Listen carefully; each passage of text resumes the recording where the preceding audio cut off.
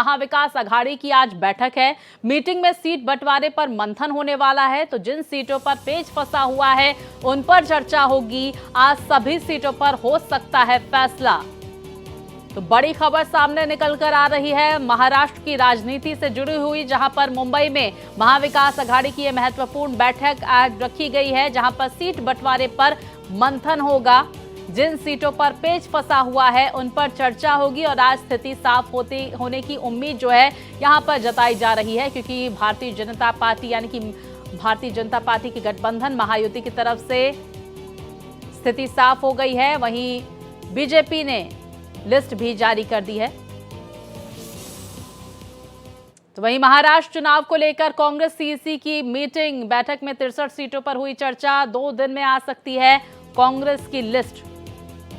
महाराष्ट्र चुनाव को लेकर सीईसी की मीटिंग हुई है कांग्रेस में, 63 सीटों पर चर्चा हुई है। इस दौरान 2 दिन में आ सकती है कांग्रेस की लिस्ट। इस तरह की जानकारियां सामने निकल कर आ रही हैं लगातार, क्योंकि महाविकास अघाड़ी में मंथन का दौर जारी है। कांग्रेस खेमे में भी लगातार चर्चा हो रही है। ऐसे में बड़ी जानकारी 2 दिन में आ सकती है कांग्रेस की लिस्ट।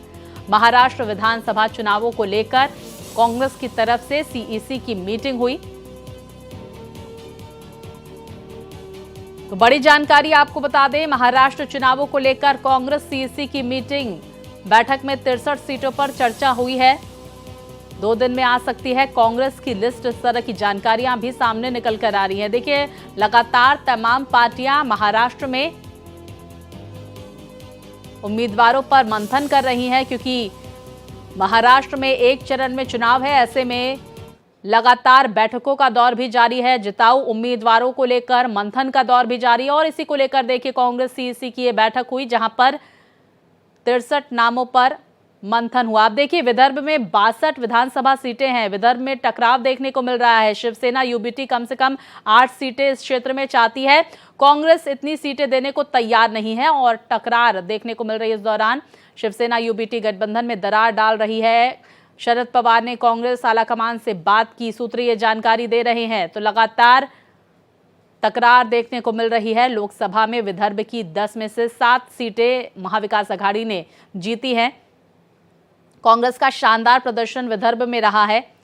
विदर्भ में 62 विधानसभा की सीटें हैं जिस पर टकराव देखने को मिल रहा है।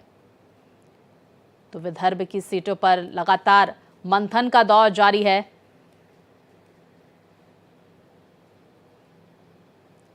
तो विदर्भ में कांग्रेस मजबूत है, इसमें कोई दो राय नहीं है। विदर्भ से हमारे भी 4 से 5 सांसद रहे हैं। संजय राउत की तरफ से बयान आया, विदर्भ, नासिक और मुंबई सीटों पर टकराव लगातार जारी है। 10-12 सीटों को लेकर पेच फंस रहा है। संजय राउत की तरफ से प्रतिक्रिया दी गई है। तो विदर्भ में कांग्रेस मजबूत है, इसमें कोई दो राय नहीं है। संजय राउत ने ये बात मानी है। 4 से 5 सांसद हमारे भी रहे हैं, 4 से 5 सांसद, इस तरह का जिक्र संजय राउत की तरफ से किया गया है। तो देखिए, महाविकास अघाड़ी में लगातार सीटों को लेकर टकराव देखने को मिल रहा है। लगातार बैठकों का दौर जारी है। ऐसे में संजय राउत की तरफ से बड़ी प्रतिक्रिया सामने निकल कर आ रही है। सीटों को लेकर मंथन के बीच ये बड़ा बयान संजय राउत का सामने निकल कर आया, विदर्भ की 62 विधानसभा सीटों को लेकर। तो पूरे महाराष्ट्र में 6 जोन हैं। विदर्भ में कांग्रेस मजबूत स्थिति में है, लेकिन शिवसेना यूबीटी जो है विदर्भ में सीटें चाहती है। शरद पवार ने कांग्रेस आला कमान से इसको लेकर बातचीत की है। सूत्र ये जानकारी दे रहे हैं, कांग्रेस अपने कदम पीछे लेने को तैयार नहीं है। सूत्र ये भी अहम जानकारी दे रहे हैं। तो विदर्भ को लेकर लगातार संकट की स्थिति महाविकास अघाड़ी में देखी जा रही है। पेच फंसता हुआ नजर आ रहा है, क्योंकि सीटों के बंटवारों को लेकर, जिताऊ उम्मीदवारों को लेकर लगातार महाविकास अघाड़ी में मंथन का दौर जारी है। सीट शेयरिंग पर महाभारत देखी जा रही है। अभी तक स्थिति साफ होती हुई नजर नहीं आ रही है। वहीं दूसरी तरफ आपको बता दें, आज एक बैठक रखी गई है और ये कहा जा रहा है कि इस बैठक में सीट शेयरिंग को लेकर लगभग स्थिति साफ होती हुई नजर आएगी। तो जहां विदर्भ में कांग्रेस मजबूत स्थिति में है, दूसरी तरफ यूबीटी शिवसेना भी इस क्षेत्र में सीटें चाहती है, कांग्रेस देने को तैयार नहीं है। शरद पवार मीडिएटर की भूमिका निभा रहे हैं, समझाने की कोशिश कर रहे हैं, आलाकमान से बातचीत कर रहे हैं। वहीं संजय राउत का भी बयान इस बीच सामने निकल कर आया है। देखिए, गठबंधन महाविकास अघाड़ी में लगातार सीटों को लेकर बवाल मचा हुआ है।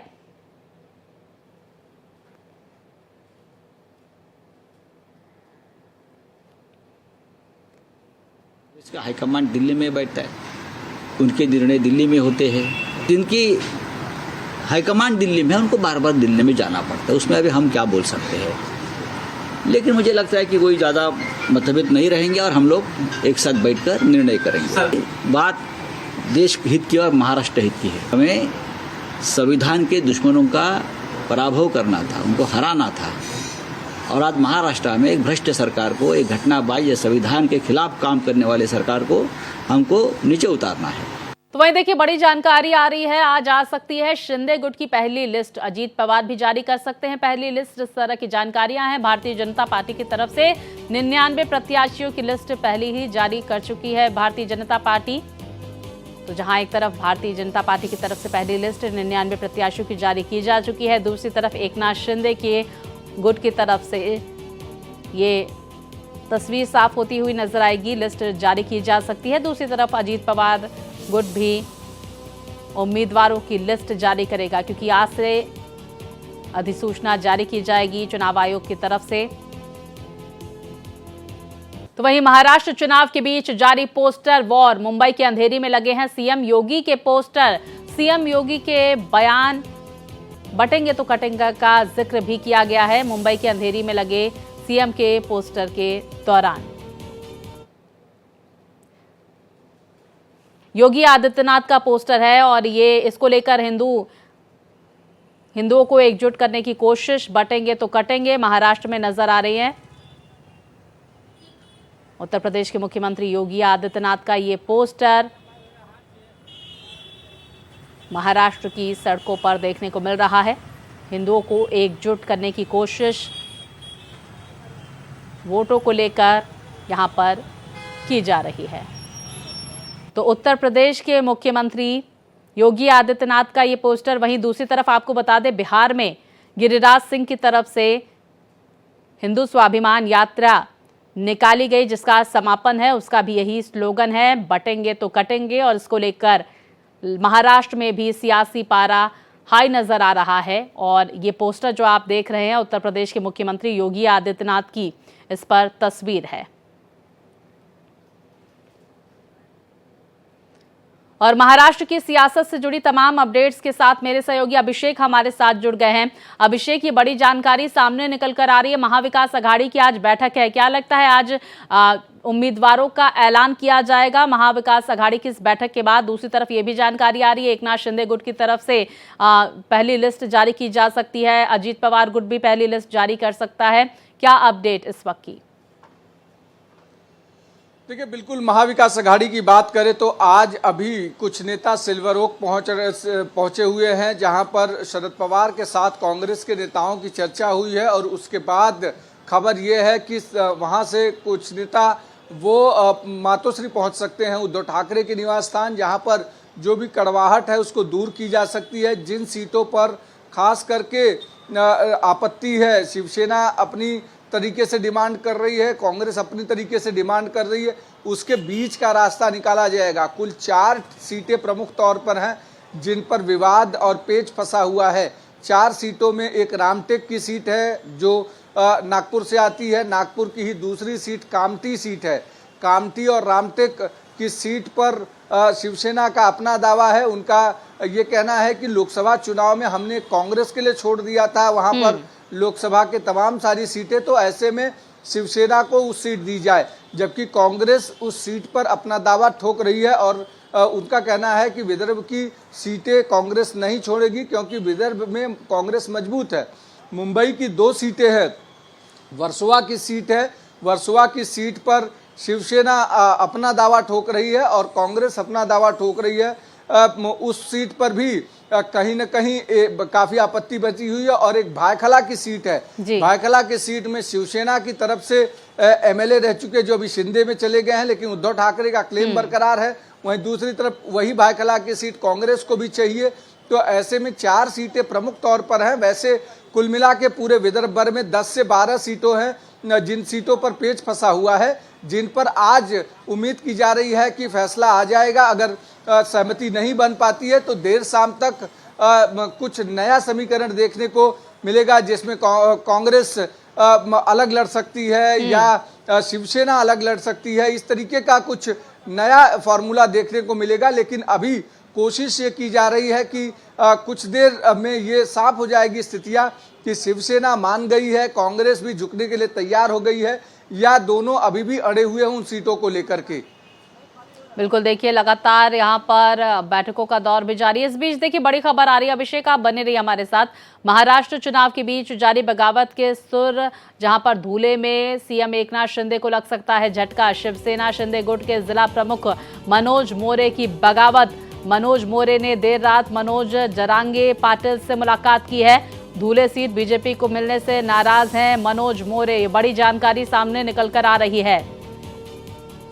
तो मनोज जारंगे पाटिल से मुलाकात की है मनोज धूले ने। सीट बंटवारे के बीच ये बड़ी अपडेट सामने निकल कर आ रही है। बगावती सुर महाराष्ट्र में उठने लगे हैं, क्योंकि भारतीय जनता पार्टी की तरफ से 99 उम्मीदवारों की लिस्ट जो है वो जारी की गई है। इस बीच ये बड़ी खबर आ रही है। आपको बता दें कि मनोज धूले ने मनोज जरांगे पाटिल से मुलाकात की है। महाराष्ट्र चुनाव के बीच जारी बगावत। सीएम एकनाथ शिंदे को लग सकता है इससे बड़ा झटका।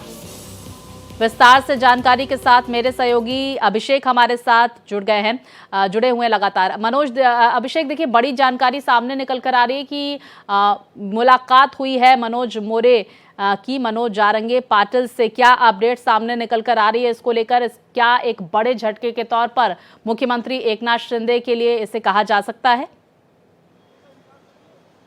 बिल्कुल, देखिए इसमें महत्वपूर्ण बात जो समझनी होगी हम सबको कि 24 तारीख को मुख्यमंत्री खुद पर्चा भरने जा रहे हैं थाने से, जो उनकी विधानसभा है कोपरी विधानसभा, वहां से पर्चा भरने जा रहे हैं। तो आज देर शाम तक एकनाथ शिंदे की लिस्ट भी आ सकती है। एनसीपी ने अपने उम्मीदवारों को एबी फॉर्म देना शुरू कर दिया है। तो इससे ये समझ में आ रहा है कि एनसीपी कहीं ना कहीं लिस्ट न जारी करके धीरे धीरे एबी फॉर्म वितरित करना शुरू कर चुकी है। लेकिन मनोज मोरे का जाना ये बताता है कि कहीं ना कहीं जरांगे पाटिल का जो मराठा फैक्टर है वो काम कर रहा है। जो मनोज जरांगे पाटिल ने दावा किया था कि वो महाराष्ट्र में सरकार अगर आरक्षण नहीं देती है तो उसके खिलाफ एक नया बिगुल फूकेंगे। अब तक वो जन आंदोलन कर रहे थे, अब वो राजनीति में पार्टी खड़ी करने की बात कर रहे हैं। तो ऐसे में मनोज मोरे का वहां जाना, चूंकि धुले शहर को अनूप अग्रवाल को सीट दे दी है बीजेपी ने, और बीजेपी ने 99 लोगों की सीट जाहिर कर दी है, जिसके बाद से जिन लोगों को उम्मीदें थी उनकी उम्मीदें टूट गई है। और ऐसे में वो अल्टरनेट रास्ता अपना रहे हैं, जिसमें कि अब मनोज जरंगे पाटिल भी एक प्रमुख तौर पर उनके लिए विकल्प है। दूसरा विकल्प वो छत्रपति संभाजी राजे की पार्टी भी है, जहां पर कहीं न कहीं उस तरफ भी लोग रुख कर रहे हैं। और दूसरे जो छोटी छोटी पार्टियां हैं उन सब को धीरे धीरे नए कैंडिडेट मिलेंगे, क्योंकि जिन लोगों को बड़ी पार्टियों से उम्मीद थी, अगर उनकी उम्मीदें टूटती हैं और वो सब्र नहीं करते हैं तो उन्हें निश्चित तौर पर दूसरा तलाश करना पड़ेगा। और ऐसे में जो नई पार्टी है या छोटी पार्टियां हैं उस तरफ वो विकल्प के तौर पर देख रहे हैं। बिल्कुल, देखिए बगावती सुर के बीच अब दल बदल का दौर भी लगातार जारी है। अभिषेक, महाराष्ट्र चुनाव का बिगुल बज चुका है। एक चरण में चुनाव होने वाले हैं। बीजेपी की तरफ से 99 उम्मीदवारों की लिस्ट भी जारी की जा चुकी है। वहीं दूसरी तरफ देखिए महाविकास अघाड़ी में भी बैठकों का दौर जारी है और जल्द ही सीटों को लेकर ऐलान किया जाएगा।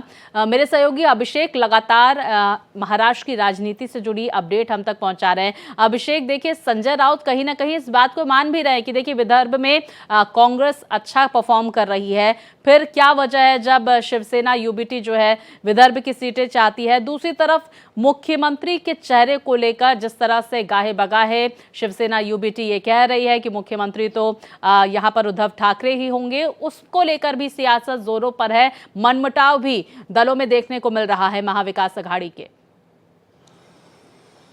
देखिए, राजनीति में एक बात समझनी पड़ेगी, अगर आपने दावा छोड़ दिया तो आपकी राजनीति समाप्त हो गई, या फिर आप समाप्त होने के कगार पर आ रहे हैं। इस समय शिवसेना उद्धव ठाकरे की परिस्थिति कुछ इसी तरीके की है, क्योंकि उनकी पार्टी चली गई है एकनाथ शिंदे के साथ, प्रमुख नेता एकनाथ शिंदे के साथ चले गए हैं, पूरा का पूरा पार्टी का जो नेता कैडर था वो सब एकनाथ शिंदे के साथ चला गया है। और ऐसे में शिवसेना उद्धव ठाकरे ग्रुप अपने आप को फिर से रिवाइव कर रहा है, फिर से सर्वाइव करने की कोशिश कर रहा है, और अब उसे सुनहरा मौका लग रहा है जब उसे लग रहा है कि लोकसभा चुनाव में बीजेपी और एकनाथ शिंदे को जो जैसा रिस्पांस मिलना चाहिए पब्लिक का वो नहीं मिला और महाविकास अघाड़ी की तरफ मिला। तो ऐसे में लगातार कोशिश की जा रही है शिवसेना उद्धव ठाकरे ग्रुप की तरफ से कि इसी में बाउंस बैक किया जा सके। और विदर्भ में अगर दावा छोड़ दिया तो विदर्भ शिवसेना के हाथ से हमेशा के लिए चला जाएगा, क्योंकि एक बार अगर सिटिंग किसी पार्टी का विधायक हो गया तो अगली बार जब टेबल पे बैठेंगे तो वो सिटिंग एमएलए के हिसाब से बात करेंगे, तो ऐसे में दावा छूट जाएगा। दूसरी प्रमुख चीज जो आपने पूछी कि इस पूरे उसमें कहीं न कहीं अब लग रहा है कि मामला सॉर्ट आउट हो सकता है, क्योंकि शरद पवार ने कल वो कांग्रेस के आला नेताओं के साथ बातचीत की थी, उद्धव ठाकरे से बातचीत की है, तो कहीं न कहीं एक रास्ता निकालने की कोशिश हो रही है। एकनाथ शिंदे कोशिश कर रहे हैं कि इसका माइलेज लिया जाए कि ज़्यादा से ज़्यादा सीटों पर जहां शिवसेना उद्धव ठाकरे ग्रुप है वहां एकनाथ शिंदे ग्रुप अपने प्रत्याशी खड़े करके उसे माइलेज लेने की कोशिश कर रहे हैं। लेकिन जिस तरीके से वोट बैंक का जो समीकरण है पिछले लोकसभा चुनाव में, जिसको कि बीजेपी लगातार वोट जिहाद का नाम दे रही है, उससे ये साफ है कि कहीं न कहीं मुस्लिम वोटों को लेकर शिवसेना यूबीटी और कांग्रेस दोनों को अच्छा रिस्पांस मिला है और भविष्य में भी रिस्पांस मिल सकता है। इसी वजह से आज एक पोस्टर जो मुंबई की सड़कों पर लगाया गया है, बटेंगे तो कटेंगे, योगी आदित्यनाथ के इस लाइन को पूरे मुंबई भर में लगाया गया है।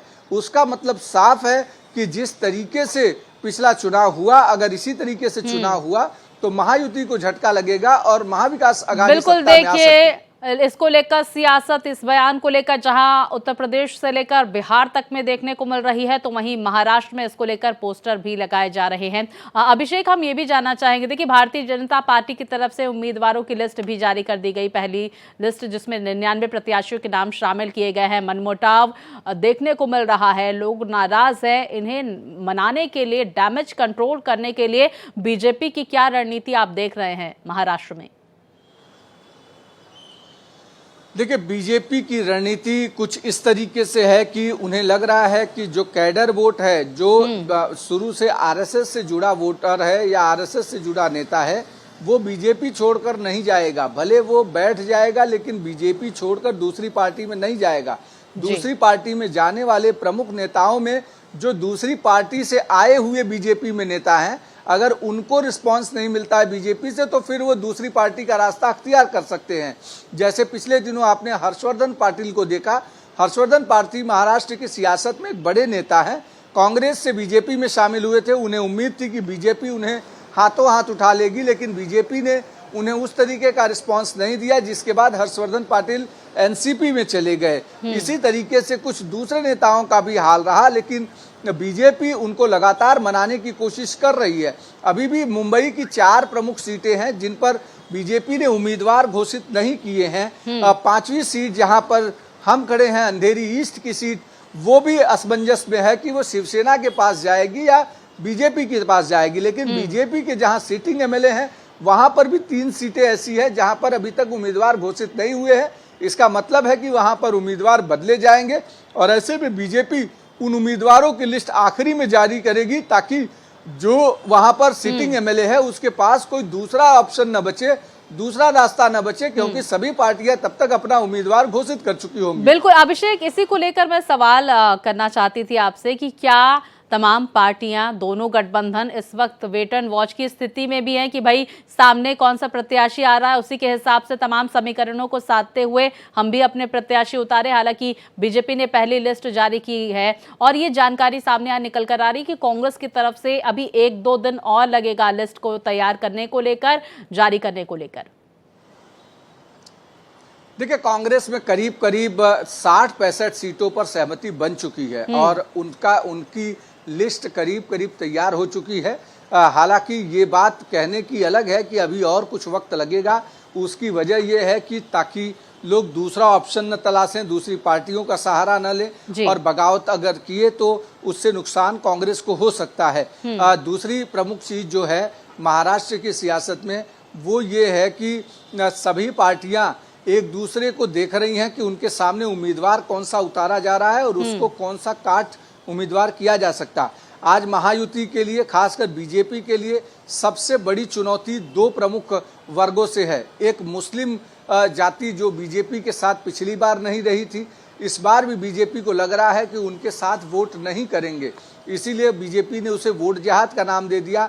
और एकनाथ शिंदे को लग रहा है कि बीजेपी को भले मत दें, लेकिन एकनाथ शिंदे या अजीत पवार को वो वोट डाइवर्ट हो सकते हैं। इसीलिए अजीत पवार ने अपने पूरे भाषण के दौरान, पूरी सीटों के दौरान 10% सीटें वो मुस्लिम समाज को देने के लिए उन्होंने अनाउंस कर दिया है कि वो 10% सीटें मुस्लिम समाज को देंगे ताकि उस वोट को डाइवर्ट कराया जा सके। दूसरी बीजेपी के लिए चुनौती है और सरकार के लिए मराठा वर्ग की, क्योंकि मराठाओं को लग रहा है कि बीजेपी की वजह से उनका आरक्षण नहीं मिल पा रहा है, फडणवीस की वजह से आरक्षण नहीं मिल पा रहा है, इसके कारण मराठा भी उनसे नाराज है। हालांकि ये इतिहास अलग है कि देवेंद्र फडणवीस ने ही वो पहले मुख्यमंत्री महाराष्ट्र के थे जब उन्होंने मराठाओं को आरक्षण दिया और हाई कोर्ट में उसको प्रूव भी किया कि मराठा सोशली वो बैकवर्ड हैं और उन्हें आरक्षण की जरूरत है। हालांकि उसके बाद सरकार चली गई और महाविकास अघाड़ी की सरकार उद्धव ठाकरे के नेतृत्व में बनी। सुप्रीम कोर्ट तक मामला गया, सुप्रीम कोर्ट में सरकार अपने आप को सही तरीके से नहीं रख पाई, जिसके बाद सुप्रीम कोर्ट ने मराठाओं के आरक्षण को क्वैश कर दिया। उसके बावजूद भी अभी मराठाओं को ये लगता है और कहीं ना कहीं अपोजिशन इस तरीके के मराठाओं को कन्वर्ट कर रहा है कि फडणवीस की वजह से, बीजेपी की वजह से आरक्षण नहीं मिल पा रहा है। तो ये सारी चीजों का इक्वेशन वो टिकट बंटवारे पर भी दिख रहा है और आने वाले वोटिंग पर भी दिखेगा। बिल्कुल, देखिए मुस्लिम फैक्टर, मराठा फैक्टर महाराष्ट्र की राजनीति में बेहद महत्वपूर्ण है। यही वजह है कि फूक फूक कर कदम यहाँ पर तमाम पार्टियां गठबंधन रखती हुई नजर आ रही है। हम अभिषेक ये भी समझ लेते हैं, हमने गठबंधन का जिक्र किया, महायुति, महाविकास अघाड़ी का, राज ठाकरे MNS का क्या इस वक्त स्टैंड है, किन किन सीटों पर उम्मीदवारों को लेकर मंथन का दौर जारी है, क्या जानकारियां राज ठाकरे की पार्टी से सामने निकल कर आ रही, क्या महायुति को सपोर्ट कर सकती है राज ठाकरे की पार्टी? देखिए, MNS इंडिविजुअल चुनाव लड़ने जा रही है। MNS किसी के साथ, ना महाविकास अघाड़ी के साथ रहेगी और ना महायुति के साथ रहेगी। महायुति की मजबूरी ये है कि अगर MNS को रखते हैं तो उत्तर भारतीय वोट या पर प्रांतीय वोट उससे नाराज हो जाएगा, जिसे उम्मीद कर रही है कि बीजेपी और शिंदे की परप्रांतीय वोट उनको मिलेंगे और अगर राज ठाकरे आते हैं तो उनसे नाराजगी का दौर बढ़ सकता है। MNS जीत के बाद अगर जरूरत पड़ी तो वो महाविकास अघाड़ी के बजाय वो महायुति को सपोर्ट कर देंगे और सपोर्ट करके सरकार बना सकते हैं अगर उनके पास MLAs रहे। पिछली विधानसभा में MNS के पास एक विधायक था। अब इस बार देखना होगा कि MNS के कितने विधायक चुनकर आते हैं। अगर MNS इस स्थिति में रही कि किसी को सपोर्ट कर सकती है तो निश्चित MNS वो महायुति को सपोर्ट करेगी, क्योंकि कहीं ना कहीं MNS ने पिछले कुछ समय से जो भाषाई मुद्दा है उसको छोड़ करके, प्रांत का मुद्दा छोड़ करके बाला साहब की तरह हिंदुत्व के मुद्दे को आगे किया है। तो निश्चित तौर पर जब हिंदुत्व का मुद्दा आगे होगा तो उसमें कहीं बिल्कुल। और देखिए, कहीं ना कहीं अभिषेक, लोकसभा चुनावों में भी MNS का रुख महायुति की तरफ जाता हुआ दिखा और गाहे बगाहे ये इस बात का जिक्र राज ठाकरे की तरफ से कहा गया कि हम जो है महायुति को सपोर्ट करेंगे, बीजेपी को सपोर्ट करेंगे। लेकिन विधानसभा चुनावों के दौरान क्या रुख होता है MNS का, ये भी देखना महत्वपूर्ण होगा। फिलहाल जानकारियों के लिए आपका बहुत शुक्रिया अभिषेक।